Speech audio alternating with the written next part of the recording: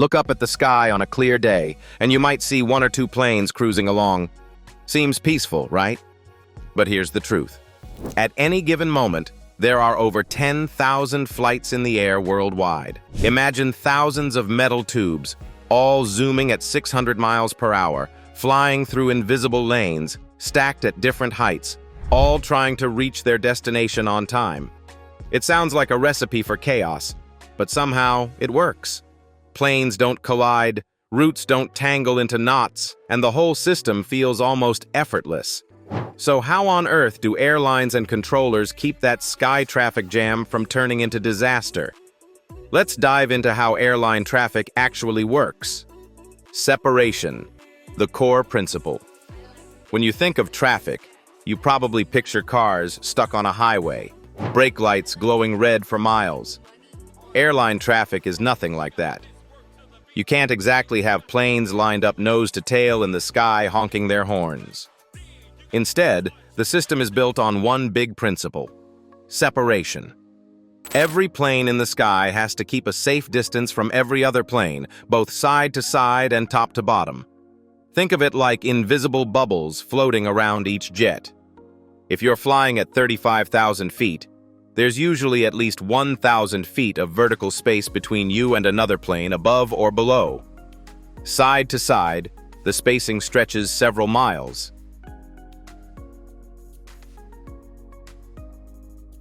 But who makes sure these bubbles don't pop?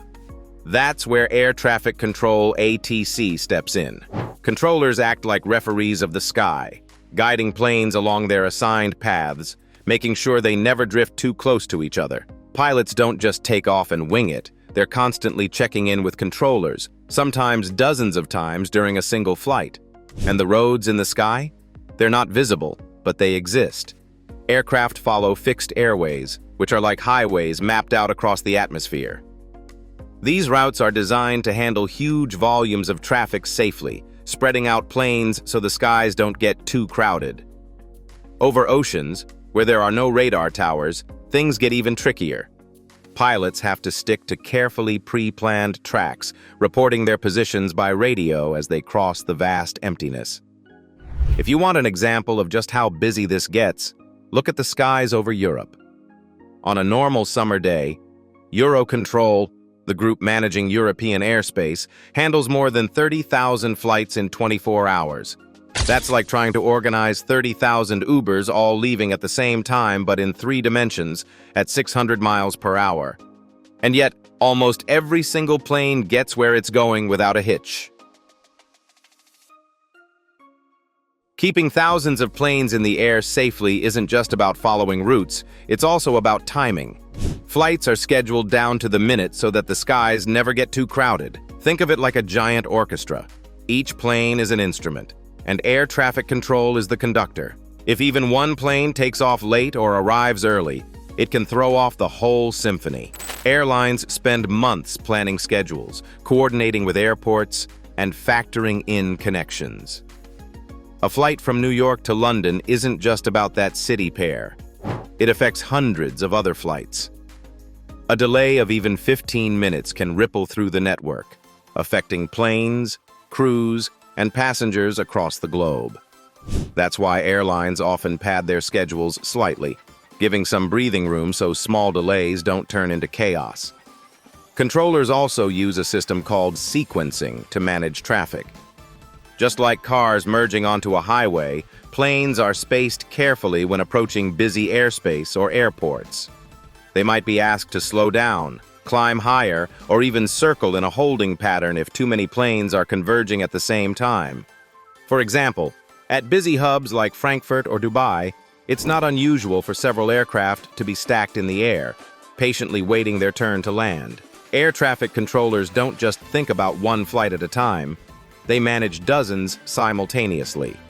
They track each plane's speed, altitude, and route, predicting where it will be in the next 10, 20, or 30 minutes. This constant calculation ensures planes maintain safe distances and that the airspace remains orderly, even when weather, emergencies, or last-minute delays crop up. And it's not just about safety, it's also about efficiency. Proper sequencing and scheduling mean airlines can maximize the number of flights without overcrowding the skies. The end result is a network that feels effortless from the passenger's perspective. Planes leave, travel, and land on time, even though controlling that much air traffic is like solving a giant moving puzzle every single day. Once a plane leaves one country's airspace, it doesn't just float freely. Responsibility for that aircraft gets handed off from one air traffic control center to another, like passing a baton in a relay race. Each controller manages a defined chunk of sky, called a sector, and they need to know exactly where every plane is at all times. These handoffs happen dozens of times on a long-haul flight, sometimes across multiple countries and oceans. International coordination is a massive part of keeping airline traffic safe. Over the Atlantic, for example, radar coverage is limited, so controllers rely on satellites, radio check-ins, and strict flight paths to track planes. Pilots report their position at set intervals, confirming they're on course and maintaining proper separation from other aircraft. Organizations like Eurocontrol in Europe and the FAA in the United States coordinate closely to make sure flights crossing borders have a seamless transition. Even time zones and different airspace rules have to be considered, or flights could end up too close to each other. Handoffs aren't just about moving the plane from one controller to the next. They're about maintaining the rhythm of the sky. If one controller misses a detail, it can create a domino effect that forces others to reroute multiple planes. Controllers continuously monitor traffic density, weather changes, and unexpected delays. They adjust speeds, altitudes, and routes in real time, ensuring that thousands of aircraft stay safely spaced and on schedule. And let's not forget emergencies. If a plane needs to divert, experience turbulence, or suddenly lose an engine, controllers coordinate reroutes immediately. Other aircraft are shifted, priorities are updated, and the affected flight gets all the help it needs. From the outside, the sky looks calm, but in reality, controllers are juggling hundreds of moving parts simultaneously. This invisible web of communication and planning is what makes international flights feel smooth.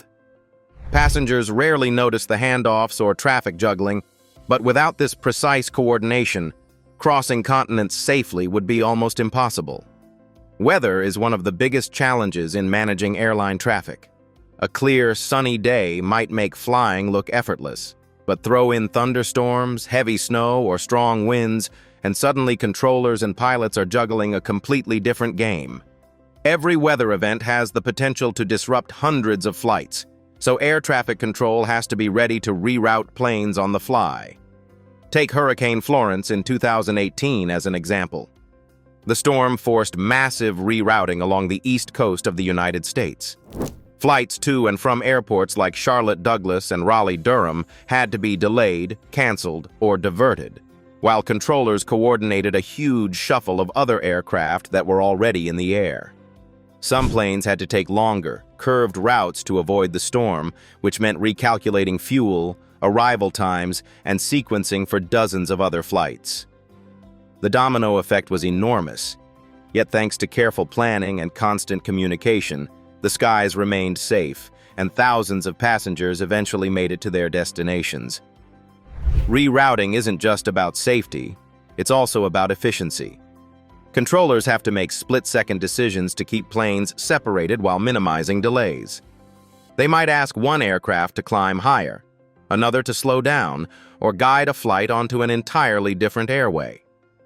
Over oceans or remote areas, pilots rely on pre-planned alternate routes, radio updates, and satellite tracking to ensure they don't cross paths with other planes. Airline traffic management during bad weather is like playing chess at 600 miles per hour. Every move has to be calculated ahead of time, and adjustments need to happen instantly if something unexpected occurs. Passengers usually only notice a slightly longer flight or a delay at the gate, but in reality, a vast network of controllers, pilots, and weather specialists are constantly working to keep everything running smoothly. Not all flights are created equal, and air traffic controllers know it. When hundreds of planes are in the sky at once, some get priority over others. Emergency flights, medical transports, and aircraft low on fuel often take precedence, and controllers have to adjust everyone else's path instantly. It's like running a busy highway where some cars suddenly get flashing lights and everyone else has to move aside, but in 3 dimensions and at 500+ miles per hour. For example, if a small regional plane develops engine trouble over the Midwest, controllers might clear a direct path to the nearest airport while rerouting several other aircraft around it. They calculate speeds, altitudes, and spacing to make sure the emergency plane gets priority without creating new risks for anyone else. Meanwhile, commercial jets, cargo flights, and private aircraft are all shifted slightly to maintain separation. Controllers are constantly multitasking. They monitor radar screens, weather updates, and flight plans simultaneously. If a storm pops up suddenly, they might need to reroute a dozen planes at once, prioritize a medical flight, and coordinate with neighboring control centers, all in real time. Pilots, for their part, are trained to follow these instructions precisely, which keeps the entire system safe. Even minor emergencies, like a bird strike on takeoff or a sudden technical fault mid-flight, require immediate coordination. Controllers communicate with airline operations teams, airport personnel, and sometimes emergency services to ensure the plane lands safely, and the rest of the traffic adjusts smoothly. From the passenger's perspective, it often looks seamless. A smooth diversion here, a minor delay there. In reality, it's a high-stakes juggling act where seconds matter, decisions are critical, and safety is always the top priority. Airline traffic management isn't just about keeping planes apart. It's about making sure every flight, from the tiniest private jet to the largest commercial aircraft, reaches its destination safely, efficiently, and on time, no matter what surprises the sky throws at them. You might not notice it, but technology is the backbone of airline traffic management. Without radar, satellites, and advanced software, keeping thousands of planes safely separated would be impossible. Air traffic controllers rely on a mix of old-school tools and cutting-edge tech to monitor every flight from takeoff to landing. Radar has been a staple for decades. It allows controllers to see where planes are in real time, track their speed, and predict their future positions. But radar has limits, especially over oceans, mountains, or remote areas where the signals don't reach. That's where satellites come in. Systems like ADS-B, Automatic Dependent Surveillance Broadcast, let aircraft broadcast their position, altitude, and velocity to controllers and other planes. Essentially, every plane becomes its own moving beacon, creating a virtual map of the sky that updates constantly. An example of this tech in action is London's Heathrow Airport. With more than 1,200 flights a day, controllers rely on a mix of radar, satellites, and automation to manage traffic. The result is a system where planes can take off and land safely with minimal delays, even under heavy congestion or changing weather conditions. Airlines don't just rely on air traffic controllers, they play a huge role in managing traffic too. Every flight plan is carefully crafted before the plane even leaves the gate. Airlines calculate the best route based on fuel efficiency, weather, airspace restrictions, and airport schedules. They submit these plans to air traffic control, which then integrates them into the larger network of flights. It's a constant conversation between the airline operations center and the controllers in the sky. For example, a flight from Los Angeles to Tokyo isn't just a straight line. Airlines have to account for restricted airspace, jet streams, and traffic over the Pacific. If there's a delay or a storm along the route, the airline operations team works with ATC to reroute the plane safely, sometimes coordinating with multiple countries' air traffic authorities along the way. Every adjustment has to maintain safe separation from other aircraft while keeping the flight as efficient as possible. Airlines also stagger departures to avoid overcrowding the skies.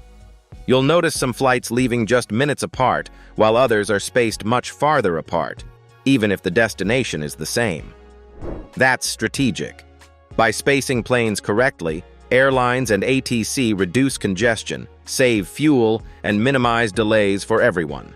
Technology helps airlines manage this coordination too. Flight tracking software monitors each aircraft's location, speed, and expected arrival, while communication tools keep pilots, dispatchers, and controllers synced in real time. Airlines can even predict potential traffic bottlenecks hours in advance, allowing them to adjust flight plans proactively. The end result is seamless for passengers. Planes leave, cruise, and land on schedule, often without a single visible hiccup. But behind the scenes, there's constant negotiation, planning, and monitoring. Have you ever noticed a flight being delayed or rerouted and wondered how they managed it? Or maybe you've seen planes stacked in the sky during a storm? Share your experience in the comments.